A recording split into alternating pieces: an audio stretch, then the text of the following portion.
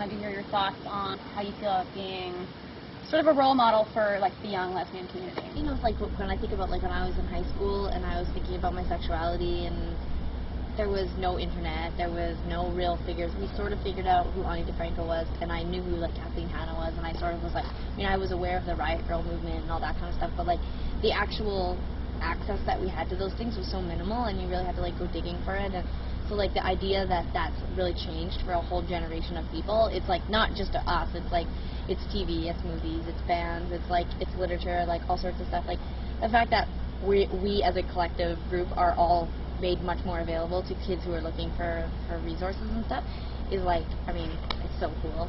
Yeah. I mean, we're for everybody, and the lesbian community has shown us a lot of support, and a lot of our audience is female, and we get so many emails from kids, but we also get like emails from like parents and like friends and like sisters and brothers and stuff who are like, oh my god, you know, so and so in my life has come out, and you guys are like a living example, like of a lifestyle of success, of like healthy lifestyle choices, and like making do with like, I guess, like still like having to deal with stereotypes and homophobia and like all that kind of stuff, but like you're like a living example that they can sort of like have in their mind when they're going through what they're going through. And I didn't have that, so the fact that we would be that for people is obviously like so cool and rewarding and everything.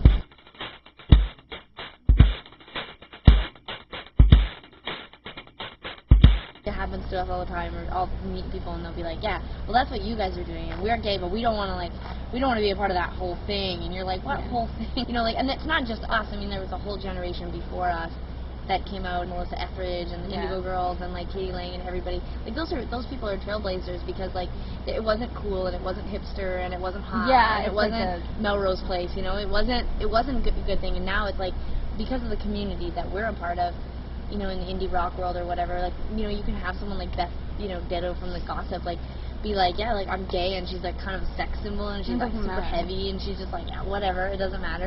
And I'm like, God, that just 10 years ago when we were like starting out, that would never have been how it was. But there seems to be a flexibility.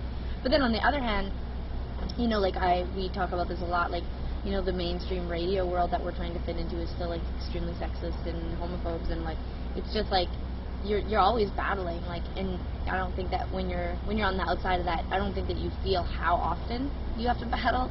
Like, only the people who are in that circle really understand, you know. Hey, what? You're kicking my leg. Yeah.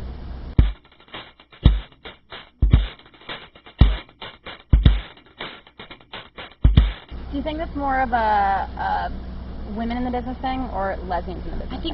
I think that it's women in the business, but I also think that it is like, you know, it's sort of like, you know, intensified when you have so many of the other box checked. Listen, there's inequality for all sorts of types of people. Like, it certainly isn't just like women in the business, but people are like, oh, there's so much more female music coming out, and I'm like, God, it's just not the music. It's like, how many female program directors, how many female lighting directors, how many female sound people, guitar techs, bass players, you know, magazine editors. I mean, like, it's an imbalance in all different levels of the industry that we're in, and we see it every day. It's like, it's not abnormal to walk into a club and see like 12 crew guys. It's, if I walked in and saw 12 girls just like in like cut off black shorts with like little microphones, I'd be like, where the hell are we?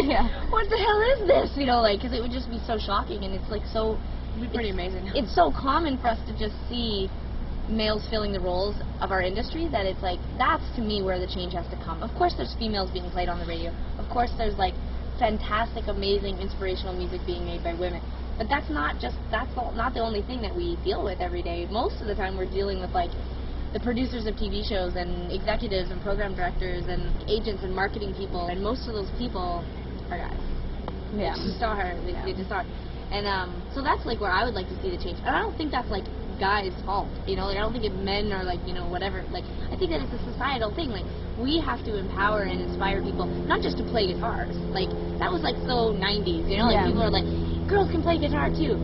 Yeah, and they can also run the, you know, $100,000 digital board that we're trucking around. Like, you know, like, where are those girls? Like, where are the ones that want to turn the knobs and stuff? And that's, to me, like, where girls like us can be inspirational for people, like, you know, producers, everything. There's literally a shortage of women in all elements of our industry.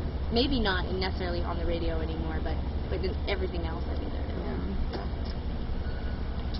You're disgusting. I mean, like...